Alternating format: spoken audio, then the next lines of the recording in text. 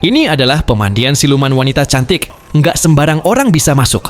Wanita-wanita siluman tertawa riang, padahal sedang diserang prajurit.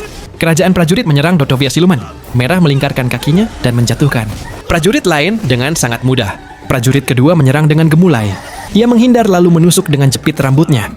Wanita-wanita yang lain tertawa riang. Prajurit menyerang lagi, kayak nggak punya tulang tubuh. Wanita ini meliuk-liuk dan membuat prajurit terkapar setelah semua prajurit. Kini seorang panglima suku barbar siap ia hadapi. Para wanita menggodanya tapi panglima Chengli tegas dan minta agar jimat berisi kekuatan. Sakti milik sukunya dikembalikan. Siluman merah sadar nggak bisa melawan. Ia langsung memberikan jimat itu. Para siluman wanita kembali mencoba menggoda mereka menari-nari. Panglima Chengli menolak dan melempar kapaknya. Tapi siluman merah tiba-tiba hilang dan sudah melingkarkan kakinya ke tubuh panglima. Ia mencoba mempengaruhi panglima agar menguasai kekuatan di dalam jimat itu untuk dirinya sendiri.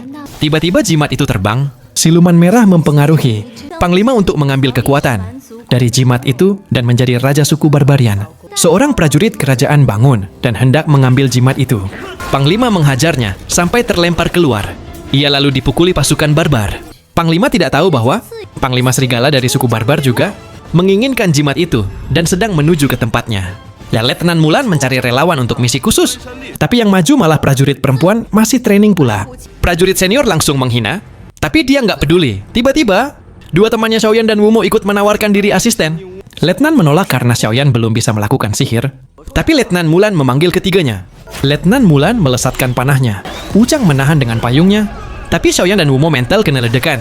Letnan memanggil panahnya kembali. Wuchang terpelanting saat panah melintas. Xiaoyan buru-buru menangkapnya. Tapi panah melintas kencang ke arah Humo. Humo mengeluarkan portal. Panah pindah dan meledakkan gendang. Humo kesal, tapi Letnan tak peduli panah kembali ke arah mereka. Ujang membuka payungnya lagi. Humo terkena ledakannya. Xiaoyan minta Ujang menyerang payung dilempar, tapi Letnan menghindar. Xiaoyan maju, Humo membuka portal. Xiaoyan muncul di depan Letnan Mulan. Sementara Wuchang dan Humo sibuk menahan panah. Xiaoyan terus menyerang Letnan, tapi Xiaoyan kalah telak. Asisten melempar tombak. Kini Letnan punya tombak dan panah ajaib. Xiaoyan kembali menyerang Letnan sambil menghindari panahnya, tapi Xiaozhen dipukul, dipelintir dan didorong. Letnan suka dengan kerjasama mereka. Ia kembali menyerang Xiaoyan dan kawan-kawan juga maju. Tapi tiba-tiba komandan datang. Panglima Chengli melakukan ritual pemindahan kekuatan. Siluman merah membaca mantra. Air di bejana bergemuruh, ruangan itu bergetar. Tiba-tiba, Panglima sudah berada di dimensi lain. Kaki-kaki raksasa mengitarinya Rajaan Simosi muncul di hadapannya. Tapi Raja tidak mau memberikan kekuatannya pada Panglima. Haus darah seperti dirinya, ia dipukul keluar. Panglima kesal. Tapi siluman merah tidak bisa membantu. Raja sudah menolaknya. Panglima Chengli marah dan mencekik siluman merah. Tiba-tiba, pengawalnya membawa kabar buruk. Rombongan serigala raksasa sudah sampai di kota Panglima. Serigala terlihat marah, warga ketakutan. Selaimon merah menawarkan cara lain untuk mendapatkan kekuatan Rajaan Simosi ritual. Kembali dilakukan. Beberapa tawanan dikorbankan. Arwah mereka mengalir ke tubuh Panglima. Slimon membaca mantra. Darah di bejana kembali bergemuruh. Kekuatan jahat mulai merasuki Panglima. Tiba-tiba, mantra emas muncul di atas kepalanya. Mantra itu terus menindih. Panglima ternyata itu adalah mantra dari rombongan biksu suci. Mantra terus menekan. Tapi Panglima menghancurkannya. Kekuatan jahat sudah merasukinya. Para biksu membentuk formasi dan mencoba mengeluarkan kekuatan jahat. Tapi mereka terpental. Panglima mengayunkan kapaknya. Biksu Ketua mencoba menahan. Ia menyuruh muridnya memberitahu kerajaan. Panglima marah. Ia makin menyerang biksu ketua terkapar. Tiba-tiba, Panglima Serigala muncul. Humo dan Xiaoyan kesulitan membawa kotak besar. Seorang senior meledeknya lemah seperti wanita dan tiba-tiba panah menancap di tubuhnya. Saat melihat ke atas, mereka kaget. Ada ribuan panah melayang ke arah mereka. Mereka berlindung. Prajurit kerajaan banyak. Tumbang terkena panah pasukan. Suku barbar menyerang dari atas bukit. Para letnan membentuk formasi. Perisai sakti muncul. Panah-panah suku barbar tidak bisa menembusnya. Pasukan suku barbar melemparkan tali dan turun dari atas bukit. Pertarungan. Kerajaan dan suku barbar pecah. Wumo dan Xiaoyan mencoba kabur. Tapi mereka terkepung. Wumo kemudian membacakan mantra penghalau. Tapi mantranya tidak manjur. Xiaoyan melihat seorang penyihir wanita siluman merah menggerak-gerakkan tusuk rambutnya dengan gemulai. Ternyata ia sedang membaca mantra penghalau dari jauh. Letnan menyuruh prajurit perang senjata Humo kabur. Karena nggak bisa silat masuk tenda, malah ketemu senior cupu. Humo melempar seorang barbar ke dalam tenda dan menyetrum. Semuanya, Xiaoyan menghadapi pasukan barbar dengan pisau kecilnya. Tiba-tiba ditolong oleh Wuchang. Wuchang menyuruh melindungi peralatan sihir. Mereka membawa kotak besar dengan tempelan mantra. Seorang pasukan barbar melihatnya.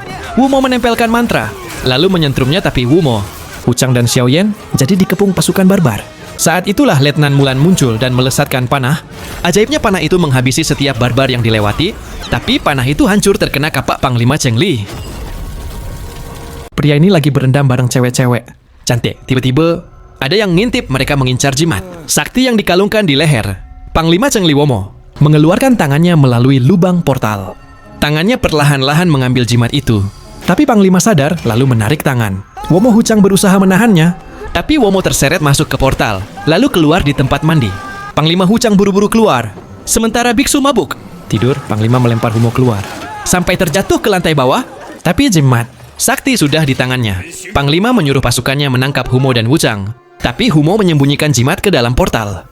Panglima marah dan menyuruh mereka dihabisi. Pasukan melesatkan panah. Tiba-tiba sebuah lonceng emas turun dan melindungi keduanya. Panah dan tombak tidak bisa menembusnya. Ternyata biksu mabuk berubah jadi biksu emas. Ia langsung menyerang pasukan barbar. Saat diserang balik, ia berlindung di balik lonceng emas. Bukan main kekuatan biksu ini. Saat berkepung, ia mendorong semuanya, lalu kembali menghajar satu persatu. Ia juga mengeluarkan jurus 1000 pukulan ke seorang. Prajurit-prajurit patah tulang. Ia lalu mengeluarkan 10 tombak yang bisa terbang. Tombak-tombak itu menghajar prajurit yang sedang menyerang Wuchang, dan Wumo seluruh pasukan ditangkap. Tiba-tiba Panglima Chengli muncul di belakangnya. Ia memukul biksu dengan sangat keras. Biksu pun terlempar keluar. Xiaoyan kaget mendapati biksu adalah temannya. Ia melihat jimat sakti. Tapi saat disentuh eroh, Xiaoyan seperti terhisap. Memegang jimat sakti, tubuh Xiaoyan jadi aneh. Rohnya seperti terhisap. Panglima Chengli keluar menyeret dua temannya. Ia minta jimat itu atau kedua temannya selesai. Seketika langit jadi mendung. Ribuan burung gagak terbang di atas Panglima. Seorang bertopeng memberi perintah gagak-gagak itu menyerang Panglima Chengli. Saat Panglima sibuk mengusir gagak, Xiaoyan dan teman-temannya kabur. Panglima marah. Ia mengeluarkan kekuatan yang langsung membubarkan rombongan gagak itu. Xiaoyan dan yang lain meneruskan perjalanan. Tapi Xiaoyan bersikap aneh. Pasukan barbar mengepung Panglima kesal, ada yang berani melawannya. Saat topeng dibuka, ternyata itu Aimu, adiknya sendiri di tempat lain. Rombongan Xiaoyan harus memanjat bukit. Wuchang berada paling depan, tapi tiba-tiba ia tergelincir. Wuchang menarik Womu dan biksu bersamanya. Hanya Xiaoyan yang berhasil berpegangan. Xiaoyan kembali mendengar suara siluman merah. Semua beban bergantung padanya. Ujang mengeluarkan pisau. Womu pikir hendak memotong tali. Ternyata Ujang menancapkan pisau ke tebing, lalu mengikat tali ke pisau. Womu dan biksu bisa memanjat naik. Akhirnya mereka sampai di atas. Ujang melihat luka di tangan. Xiaoyan berupaya membersihkannya lalu menutupnya dengan perban. Ia lalu membuka baju Xiaoyan. Ternyata ada luka juga. Wuchang membersihkan luka di dada. Xiaoyan berterima kasih. Tapi Womo mengganggu momen romantis itu. Wuchang membuka baju Xiaoyan Wuchang lalu membersihkan luka di dadanya Womo, dan biksu jadi haus. Wuchang malu dan menyuruh Xiaoyan membersihkan sendiri. Iya, menutup lagi baju Xiaoyan berterima kasih lagi. Romantis Womo datang mengganggu mereka berkumpul di atas sebuah lingkaran mantra. Di tengahnya diletakkan jimat sakti untuk menjaga jimat. Mereka harus meneteskan darah masing-masing. Wuchang meneteskan darahnya, dilanjutkan dengan biksu, lalu dilanjutkan dengan Xiaoye. Womo belum sempat menggores tangannya. Tiba-tiba jimat itu bercahaya, jimat itu terbang, dan isi di dalamnya masuk ke dalam tubuh Xiaoye. Yang lain tidak paham apa yang terjadi. Ia teringat bujukan siluman merah sebelumnya. Siluman merah menyuruhnya untuk menghabisi semua orang, termasuk teman-temannya. Tiba-tiba Xiaoyan mengamuk. Rambutnya berubah jadi putih. Ia minta darah. Wuchang hendak memberikan darahnya, tapi Womu melarangnya. Xiaoyan marah dan mencoba menggigit ucak Womu, dan biksu memegangi. Xiaoyan sekuat tenaga. Rayuan siluman merah terus terngiang-ngiang di telinganya. Wuchang dan yang lain terlempar. Xiaoyan mendekati Wuchang lagi. Tiba-tiba Wuchang pindah lewat portal yang dibuat Womu. Xiaoyan berjalan ke arah Womu. Tapi Womu ragu. Biksu juga tidak tega menyerang Xiaoyan. Ia malah menghabiskan arak di botol. Xiaoyan menyerang Womu. Wuchang menahannya. Lalu biksu buru-buru meminumkan darah. Kuda perlahan-lahan Xiaoyan ingat teman-temannya yang berjuang bersama. Akhirnya kesadaran Xiaoyan. Tiba-tiba seseorang datang. Putri cantik ini akan dihabisi oleh kakaknya sendiri. Warga yang menyaksikan sedih. Tiba-tiba pedang ditahan oleh seutas tali. Rombongan Xiaoyan tiba. Panglima Chengli mengayunkan kapak. Seluruh senjata mereka terbelah. Mereka bersiap, jimat dipasang. Xiaoyan melaju dengan cepat dan menyambar prajurit. Ia sampai di altar, mencoba menyerang Panglima. Tapi semua manuvernya gagal. Panglima memutarnya di udara. Biksu dan yang lain sibuk menghadapi pasukan barbar. Xiaoyan menempel jimat ke tubuh Panglima. Ia tersengat petir Womo. Panglima marah. lalu menggigit prajurit. Xiaoyan menyerahkan putri ke biksu. Womo ingin menggendong putri, tapi Wuchang menyuruhnya. Lari mereka dikejar pasukan. Barbador biksu menghajar sambil menggendong putri. Kekuatan Panglima bertambah setelah minum darah. Xiaoyan ikut-ikutan minum darah, taringnya muncul, rambutnya jadi putih. Kini ia bisa menahan serangan Panglima. Mereka adu pedang. Xiaoyan menghindar ke atas tiang. Panglima terus mengejar. Xiaoyan terlempar dan meledak di tempat lain. Rombongan biksu terkepung pasukan barbar. Xiaoyan menyelamatkan seorang ibu dan anak, namun Panglima malah menggigit wanita itu.